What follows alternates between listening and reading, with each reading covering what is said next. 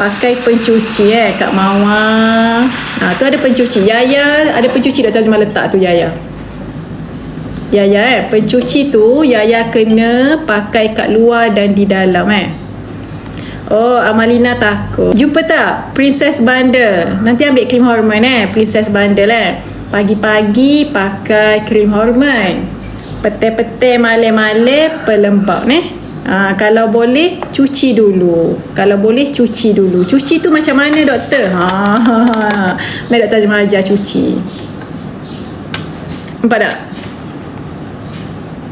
Pencuci tu Jennifer kalau bagus je Kak Jennifer, ambil pelembab pun okey untuk Kak Jennifer. Pelembab pun okey. Okey, pencuci pencuci. Dr. Azimah tunjuk gaya pencuci. Nampak tak? Berbuih tak? Pencuci cik bunga tak boleh yang berbuih. Pencuci cik bunga guna yang tidak berbuih supaya tidak kering Fafa, jangan macam tu Fafa. Fafa pakai. Tengok pencuci Dr. Azimah ni. Fafa pakai malam ni. Dalam pencuci ni ada phytoestrogen Fafa.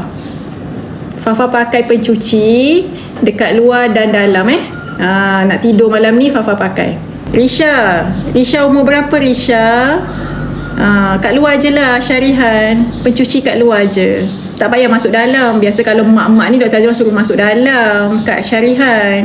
Kalau anak-anak kita pakai pencuci, tengok ni, pencuci ni ada buih ke tak? Pencuci untuk cik bunga tak boleh ada buih